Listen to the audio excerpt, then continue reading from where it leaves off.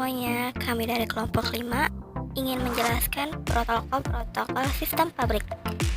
Saya Evi Maratul Barokah dan ini kedua teman saya, Aldisia Putra Simamora dan Gatot Mizpar.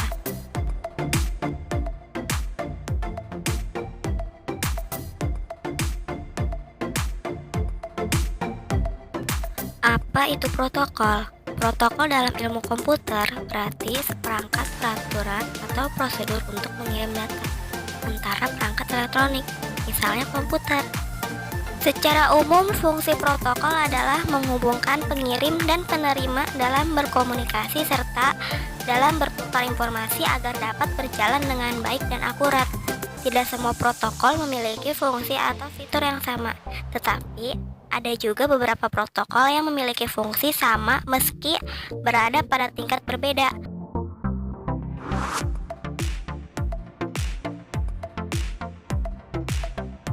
Protokol X25 adalah protokol yang mendefinisikan bagaimana komputer pada jaringan publik yang berbeda platform bisa saling berkomunikasi.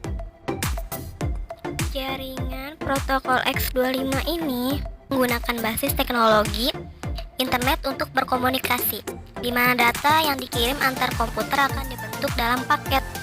Metode ini, pengiriman paket data tersebut disebut sebagai paket switching.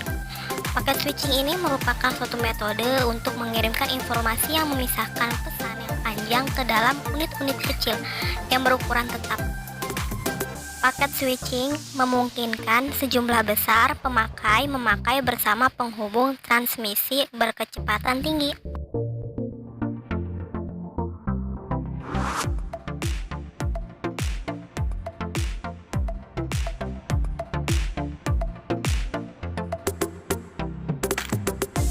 ISDN Integrated Service Digital Network adalah suatu sistem telekomunikasi di mana layanan antara suara, data, dan gambar diintegrasikan ke dalam suatu jaringan yang menyediakan konektivitas digital ujung ke ujung untuk menunjang suatu ruang lingkup pelayanan yang luas. ISDN muncul menjadi sebuah sarana telekomunikasi di tengah masyarakat akibat adanya pertumbuhan permintaan dalam hal komunikasi suara, data, dan gambar, namun dengan biaya yang rendah dan fleksibilitas yang tinggi. Pada 1984, The Consultation Committee for International Telegraphy and Telephone bersama-sama perusahaan telepon memutuskan untuk membangun sistem telepon yaitu fully digital sebagai bagian dari awal abad 21.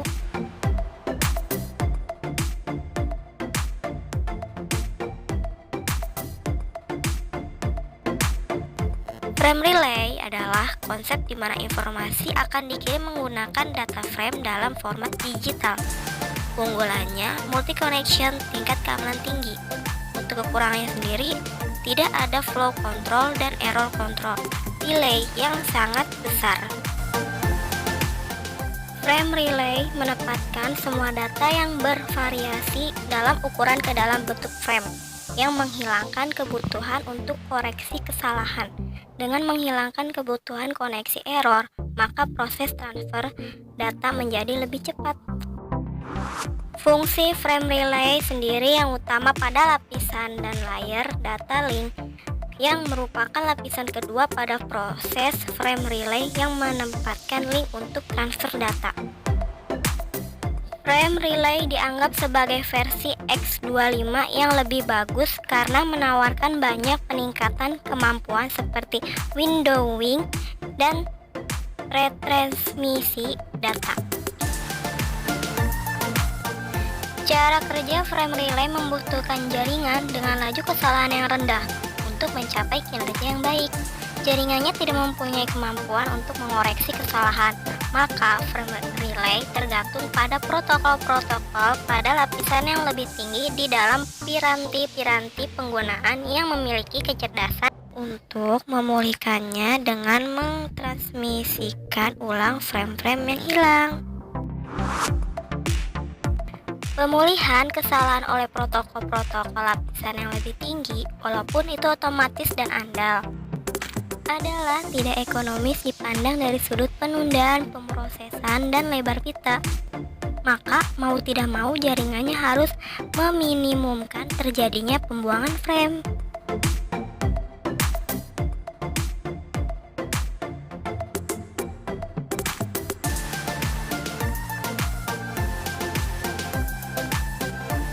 Siapa sih yang nggak tahu ATM? ATM merupakan sebuah alat elektronik yang melayani nasabah bank dalam mengambil uang dan mengecek rekening tabungan tanpa harus dilayani oleh seorang teller. Banyak ATM yang melayani penyimpanan uang atau cek, transfer uang, atau bahkan bisa digunakan untuk membeli pulsa telepon. ATM sendiri seringkali ditempatkan pada lokasi yang strategis seperti halnya di pusat perbelanjaan, restoran, bandara, stasiun kereta api, terminal bus, swalayan atau minimarket, kantor bank, dan lain-lain. Ada macam-macam hardware ATM. 1. CPU digunakan untuk mengontrol antar muka pengguna dan perangkat transaksi. 2. Pembaca magnetik dan atau chip kartu digunakan untuk mengidentifikasi nasabah. 3. Papan ketik PIN. 4. Pengamanan kriptoprosesor pada umumnya dalam bagian rangka yang aman.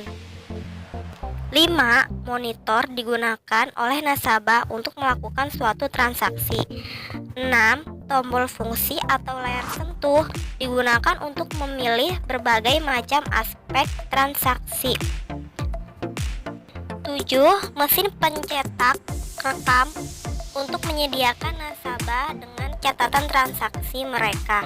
8. Ruang penyimpanan digunakan untuk menyimpan bagian-bagian mesin yang membutuhkan akses terbatas. 9.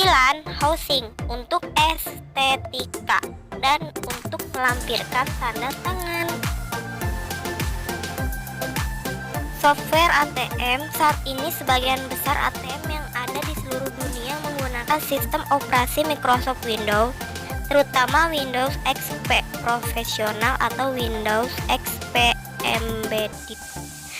Dengan adanya sistem operasi Windows dan XFM di ATM, aplikasi perangkat lunak mempunyai kemampuan agar bisa lebih cerdas, di mana mampu menciptakan generasi baru aplikasi ATM yang umum disebut dengan aplikasi Dwi Pro Game. Banyak manfaat dan fungsi ATM tersendiri, yaitu informasi saldo, pembayaran umum berupa tagihan telepon, kartu kredit, air, listrik, bayar kuliah, pembelian tiket penerbangan, isi pulsa, pemindahan bukuan, pengubahan PIN, dan masih banyak yang lainnya.